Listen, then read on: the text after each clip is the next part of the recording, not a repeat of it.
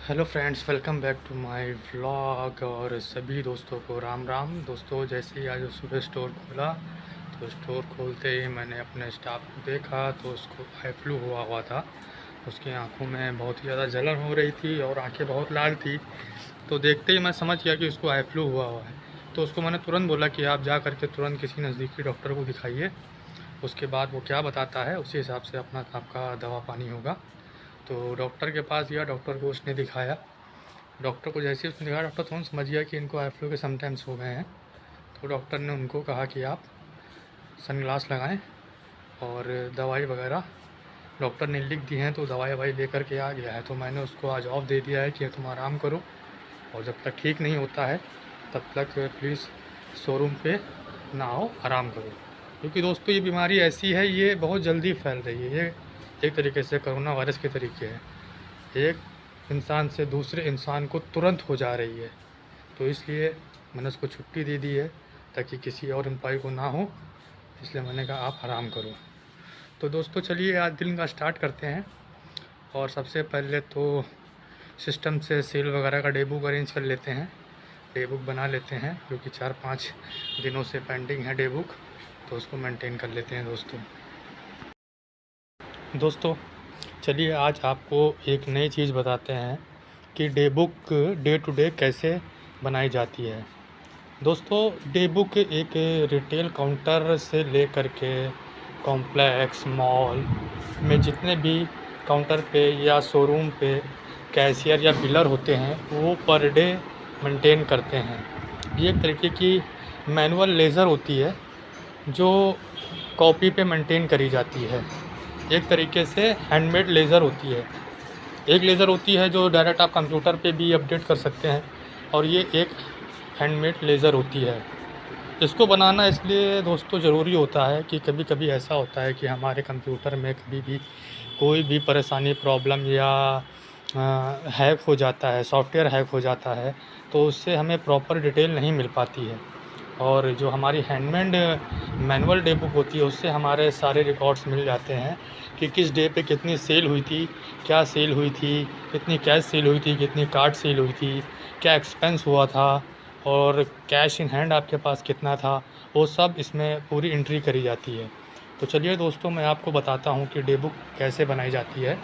जो भी हमारे भाई रिटेल शॉप या रिटेल काउंटर्स और मॉल्स वगैरह या कॉम्प्लेक्स वगैरह में काम करते हैं तो उनको ये सब करके प्रॉपर अपने ऑनर या मालिक को डिटेल देने में बहुत ही सुविधाजनक एक अच्छा तरीका है, जिससे सब कुछ आसानी से समझ में आ जाता है। तो चलिए मैं आपको दिखाता हूँ कि कैसे डे बुक बनाई जाती है। दोस्तों देखिए, इस तरीके की ये डे बुक कॉपी होती है जिस पे हम अपना सारा डाटा लिखते हैं और इसी पे ही हम डे बुक मेंटेन करते हैं। तो मैं आपको दिखाता हूँ कि किस तरीके से इसमें डे बुक की एंट्री करी जाती है। दोस्तों देखिए, जैसे मैंने ये 12 अगस्त की डे बुक पूरी मेंटेन कर रखी है। अब इसमें मैं आपको बताता हूँ कि सबसे पहले हमें क्या एंट्री करनी पड़ती है। दोस्तों सबसे पहली जो हमारी एंट्री होती है वो ओपनिंग कैश की होती है कि आपके पास ओपनिंग कैश कितना है। तो ओपनिंग कैश कहाँ से मिलता है दोस्तों? तो ओपनिंग कैश जो होता है वो पिछले दिन का जो क्लोजिंग कैश होता है वो हमारा नेक्स्ट डे का ओपनिंग कैश बन जाता है। जैसे हमारा ओपनिंग कैश यहाँ पर 2,42,035 रुपये है। ठीक है दोस्तों, तो पिछले दिन का जो हमारा क्लोजिंग कैश होता है उसको हम नेक्स्ट डे ओपनिंग कैश में लेते हैं। उसके बाद दोस्तों मैं एंट्री करता हूँ ओपनिंग कार्ड की। दोस्तों पिछले दिन का जो भी कार्ड सेल की क्लोजिंग होती है वो नेक्स्ट डे की कार्ड ओपनिंग बन जाती है। तो मैंने यहाँ देखिए ओपनिंग कार्ड में प्रीवियस डे की जो मेरी क्लोजिंग थी 2,07,947, उसको मैंने नेक्स्ट डे ओपनिंग में ले लिया है। अब दोस्तों उसके बाद आती है एंट्री टुडे सेल। तो टुडे सेल आपकी उस दिन की दिन भर की सेल कितनी हुई है स्टोर की, उसकी एंट्री हम इसके अंदर करते हैं। उसके बाद आता है दोस्तों कार्ड सेल। उसी सेम डे आपकी कार्ड सेल कितनी हुई है। उसके बाद दोस्तों हम एंट्री करते हैं कैश सेल की। अब कैश सेल की एंट्री कैसे करते हैं दोस्तों, जो हमारी टोटल सेल होती है उसमें से हमारी जितनी भी कार्ड सेल होती है उसको माइनस करते हैं, तो हमारा जो बचा हुआ अमाउंट होता है वो कैश सेल होता है। फिर भी हम अपने बिलर वाले सॉफ्टवेयर में चेक कर लेते हैं कि हमारी कैश सेल कितनी होती है, बट जो फॉर्मूला है टोटल सेल में से कार्ड सेल माइनस करने के बाद जो भी रेस्ट अमाउंट बचता है वो हमारा कैश सेल में चला जाता है।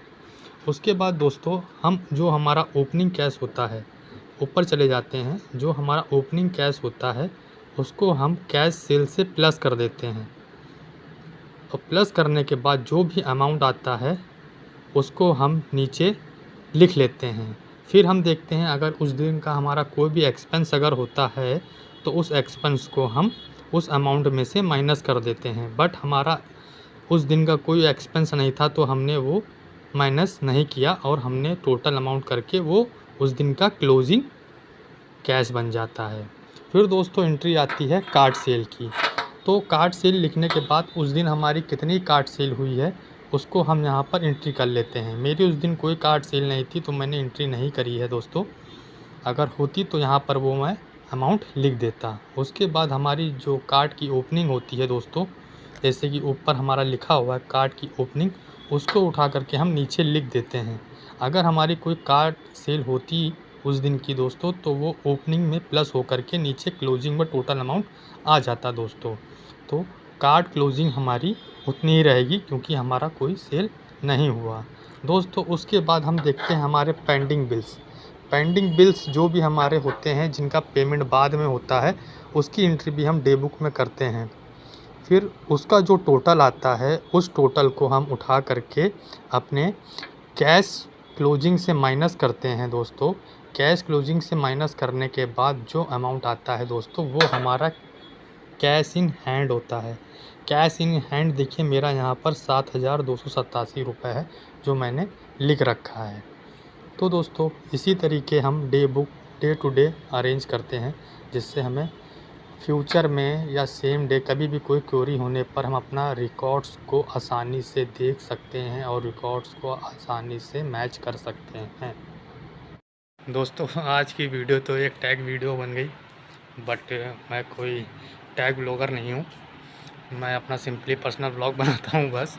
और ये मेरी छोटी सी थोड़ी सी समझ लीजिए जो भी थोड़ा बहुत मेरे को वर्क एक्सपीरियंस है वो थोड़ा सा मैंने आप लोगों के साथ शेयर किया है और कुछ नहीं है। क्योंकि बहुत से मेरे ऐसे भाई लोग होंगे जो इस समय कैशियर की पोस्ट पे होंगे, मैनेजर की पोस्ट पे होंगे, तो जो अपना डेटा कंप्यूटर में मैनेज करते हैं। तो मैं उनसे एक बात कहना चाहूँगा कि कंप्यूटर एक मशीनरी है, कभी भी ख़राब हो सकती है, सॉफ्टवेयर है कभी भी हैक हो सकता है, ख़राब हो सकता है। तो एक डे बुक छोटी सी चीज़ है, उसमें अगर आप अपना डेटा मेंटेन करेंगे तो आपका डेटा कभी भी कहीं मिस नहीं हो सकता है। कंप्यूटर से तो मिस भी हो सकता है बट डे बुक से कहीं मिस नहीं हो सकता है दोस्तों। इसीलिए कभी भी किसी भी स्टोर को मैनेज करें, आउटलेट को मैनेज करें या किसी फ्रेंचाइजी आउटलेट को मैनेज करें तो एक पर्सनली डे बुक ज़रूर बना के रखें, इससे आप ही लोगों के लिए सुविधा है। तो ये तो मेरा 6 से 7 साल का एक्सपीरियंस है कि मैं रिटेल सेगमेंट में काम करता हूँ। तो मैं अपने लिए जहाँ पर भी मैंने जिस ब्रांड में भी काम किया है तो मैं अपने लिए एक डे बुक ज़रूर रखता था कि भैया अगर कंप्यूटर से डेटा इरेज हो गया तो अपने पास डे बुक तो है डेटा मैच करने के लिए। तो इसलिए मैं डे बुक ज़रूर मेंटेन करता हूं दोस्तों। और ये कोई टैग वीडियो नहीं है, टेक्निकल वीडियो नहीं है, ये एक बस मेरा थोड़ा सा जो नॉलेज है जो मैंने अपने भाइयों के साथ शेयर किया है, बस यही है और कुछ भी नहीं है। और ऐसे ही छोटे छोटे एक्सपीरियंस मैं आप लोगों से शेयर करता रहूँगा। जो भी मेरे भाई लोग स्टोर हैंडल कर रहे हैं, कैशियर की पोस्ट पे हैं या बिल्डर की पोस्ट पे हैं, तो उनको काफ़ी मदद मिलेगी सब चीज़ों से दोस्तों। दोस्तों ये एक मेरी छोटी सी कोशिश थी अपने भाइयों को थोड़ा सा हेल्प करने की, और मेरे समझ से कई लोगों को हेल्प मिलेगी भी, जो भी अभी न्यू कमर्स हैं, जो न्यू कैशियर की पोस्ट हो गई या फिर आपका बिल्डर की पोस्ट हो गई या मैनेजर हो गए, तो उनको काफ़ी इससे हेल्प होगी। इसीलिए मैंने इसको बताना ज़रूरी समझा दोस्तों। अभी तक अगर चैनल को सब्सक्राइब नहीं किए हैं तो चैनल को सब्सक्राइब कर लीजिए, जिससे आपको मेरे ब्लॉग्स की नए नए अपडेट्स मिलती रहें दोस्तों। और आगे भी ऐसे ही मैं अपने वर्क एक्सपीरियंस से रिलेटेड काफ़ी चीज़ें आपको बताऊंगा और अपने भाइयों की थोड़ी सी हेल्प करूँगा। तो चलो दोस्तों, आज का ब्लॉग यहीं पर ही ख़त्म करते हैं और कल मिलेंगे हम लोग नए ब्लॉग के साथ। और वीडियो कैसी लगी आप लोगों को ज़रूर बताइएगा कमेंट बॉक्स में कमेंट करके। अगर कहीं कुछ कमी है तो वो भी मैं सुधारूँगा। आप लोग प्लीज़ थोड़ा सा मेरे को सपोर्ट करें, चैनल को सब्सक्राइब करें और वीडियो कैसी लगी उसको कमेंट बॉक्स में ज़रूर बताएं दोस्तों। बाय दोस्तों।